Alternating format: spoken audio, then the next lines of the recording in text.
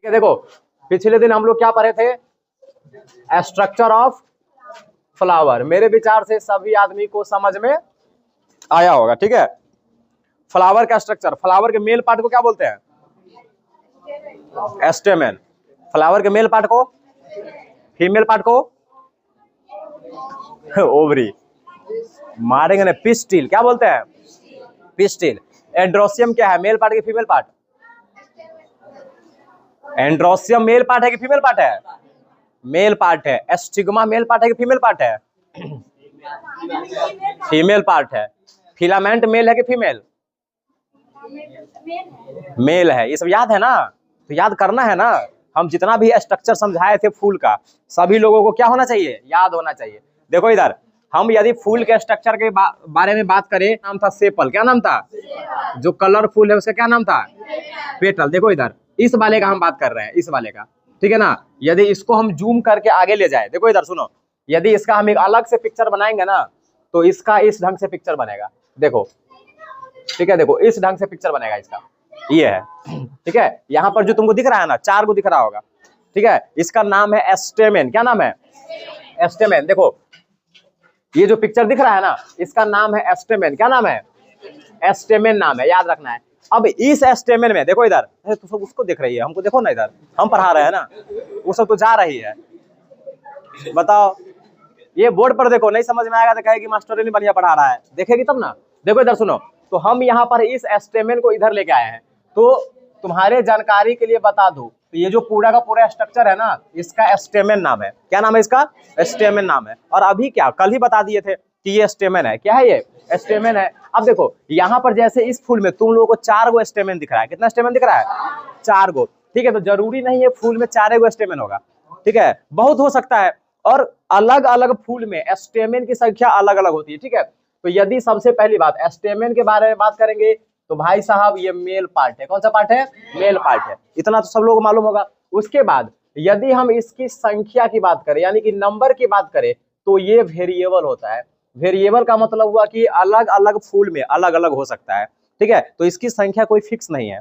ठीक है, अलग अलग फूल में अलग अलग इसकी संख्या हो सकती है। तो ये बात हो गया। अब देखो थोड़ा सा इसके बारे में बात करते हैं। तो यदि इस पिक्चर को देखोगे ना, तो ऊपर में देखो ये पिक्चर नजर आ रहा है ना, लोब जैसा पिक्चर। देखिए, एगो ये वाला लोब है और दूसरा ये वाला लोब है ना। ठीक है, तो इस पिक्चर का नाम है एंथर। क्या नाम है, एंथर। ये बात याद रखना है, क्या नाम है इसका, एंथर नाम है। ठीक है, अब देखो ये जो एंथर है ना, ये बाई लोब स्ट्रक्चर है। कैसा स्ट्रक्चर है, बाई लोब स्ट्रक्चर है। मतलब इसमें 2 गो लोब है। देख, एगो ये वाला और एगो ये वाला।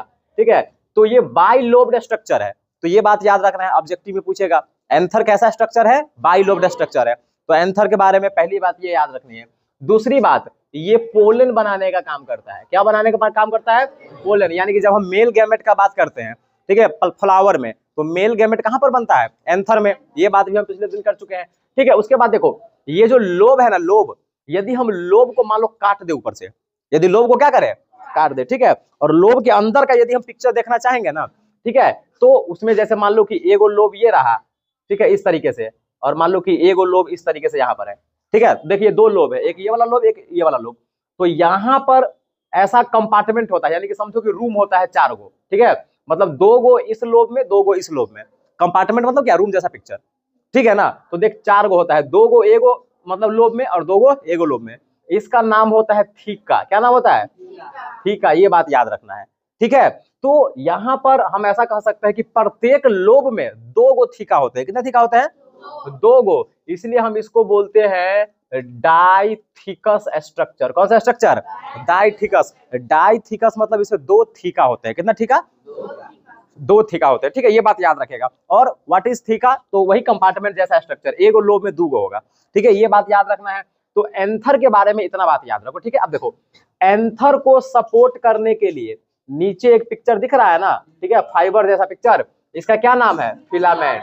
क्या नाम है इसका, फिलामेंट नाम है। ठीक है, तो ये बात याद रखना है। यदि हम फिलामेंट के बारे में बात करेंगे, तो सिंपल सा, इसका पहला काम क्या है कि ये एंथर को पकड़ कर रखा है, यानी कि अपने ऊपर एंथर को संभाल कर रखा है, यानी कि इट होल्ड्स एंथर।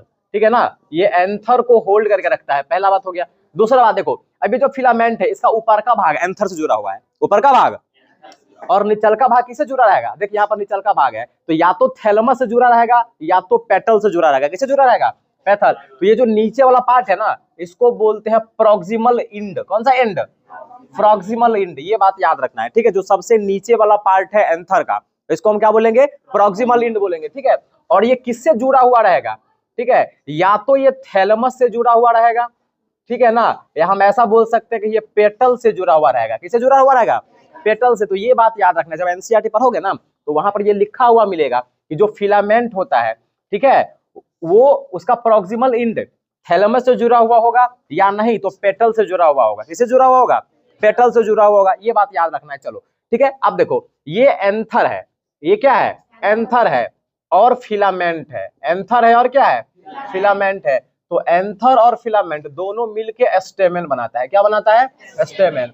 और स्टेमेन है मेल पार्ट। कौन सा पार्ट है?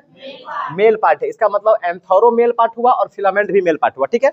उसके बाद ये जो स्टेमेन है ना, इसके होरल को, ठीक है, याद रखना है, इसके होरल को हम लोग क्या बोलेंगे? एड्रोसियम। क्या बोलेंगे? ये हम बता चुके हैं ना। इसका मतलब हुआ कि एड्रोसियम भी क्या है? मेल पार्ट है। कैसा पार्ट है? मेल पार्ट है। तो देख लो, जब भी तुमसे कोई पूछे कि मेल पार्ट क्या है, तो याद रखना एंथर भी मेल पार्ट है, फिलामेंट भी मेल पार्ट है, स्टेमन भी मेल पार्ट है और एड्रोसियम भी मेल पार्ट है। तो ये चार जने हैं जो फ्लावर का मेल पार्ट के रूप में गिना जाता है, ठीक है। तो जब भी तुमसे ऑब्जेक्टिव टाइप का क्वेश्चन पूछे, निम्नलिखित में कौन मेल पार्ट है, निम्नलिखित में कौन फीमेल पार्ट है, तो याद रखना है, देखिए चार आदमी है, मेल पार्ट है, ठीक है ना। तो मेरे विचार से तुम लोग को इतना समझ में आया होगा। अब देखो, अगर हम थोड़ा सा जैसे एंथर के अंदर हम ये बोले हैं, ये थीका बोले है ना, ठीक है, तो यदि हम इसका पिक्चर थोड़ा बड़ा टाइप का बनाए, यानी कि इस टाइप का यदि हम पिक्चर बनाए, ठीक है, इस टाइप का यदि हम पिक्चर बनाए, ठीक है, तो ये कंपार्टमेंट है डाइथिकस। कंपार्टमेंट क्या है? डाइथिकस है, ठीक है, यानी कि इसमें दो थीका होते हैं। अब देखो, इसके अंदर चार गोला जैसा स्ट्रक्चर होगा। चार किसके जैसा स्ट्रक्चर होगा? गोला जैसा स्ट्रक्चर होगा, ठीक है। इस स्ट्रक्चर को बोलते हैं माइक्रोस्पोरेंजियम। क्या बोलते हैं? माइक्रोस्पोरेंजियम। कौन सा स्पोरेंजियम?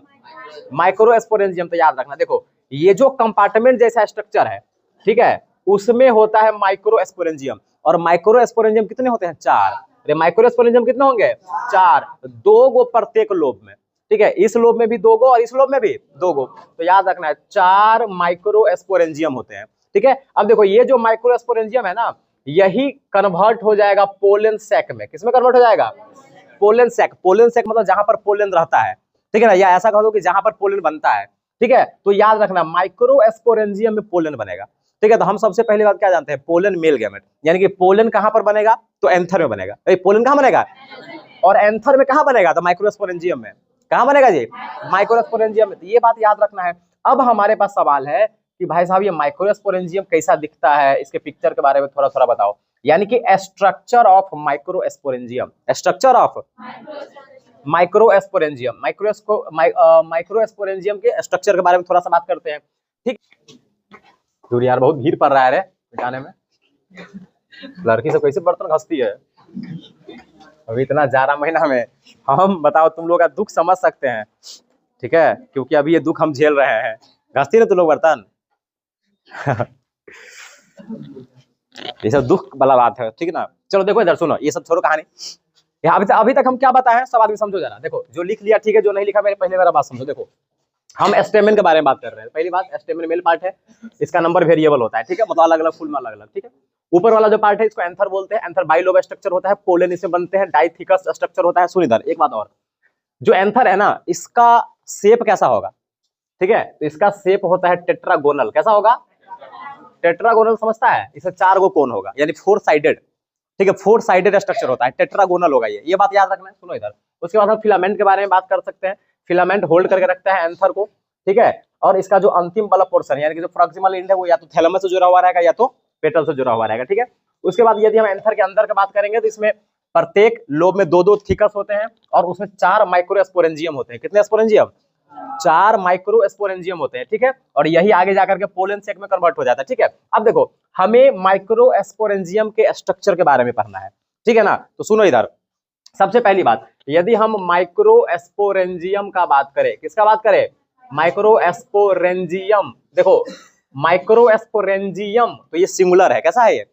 इसका प्लूरल क्या होता है? माइक्रोस्पोरेंजिया, ठीक है। तो कभी कभी पढ़ोगे ना तो माइक्रोस्पोरेंजिया लिखा रहेगा, कहीं कहीं पर माइक्रोस्पोरेंजियम लिखा रहेगा तो वो सिंगुलर प्लूरल का बात है और कोनो का बात नहीं है, ठीक है। तो देखो जब हम माइक्रोस्पोरेंजियम के बारे में बात करते हैं तो इसका स्ट्रक्चर कैसा होगा, तो ये सर्कुलर दिखेगा यदि इसको देखोगे तब, यानी कि सर्कुलर आउटलाइन होता है इसका, ठीक है। यदि इसको हम काट के देखें, ट्रांसवर्स सेक्शन देखें तो इसका सर्कुलर आउटलाइन होगा, ठीक है। पिक्चर देखना तुम्हारे किताब में बनाया होगा, ठीक है। और ये जो माइक्रोस्पोरेंजियम है ना, ये 4 वॉल से घिरे होते हैं, कितने से, 4 दीवार से घिरा होता है, ये याद रखेगा, ठीक है। जो माइक्रोस्पोरेंजियम है ना, चारों साइड से कितने दीवार से घिरा हुआ होगा, 4 दीवार से घिरा हुआ होगा, ठीक है, यानी कि 4 वॉल से घिरे होते हैं, ठीक है। जैसे मान लो इस तरीके से यदि हम बात करें, देखिए इस तरीके से घिरा हुआ है, 1 2 3 4, एनसीईआरटी में पिक्चर है, बना लेगा, ठीक है। हम बताएंगे कौन सा पिक्चर बनाना है, ठीक है। देखो मान लिए हम, चलिए 4 गो से बना हुआ है, ठीक है।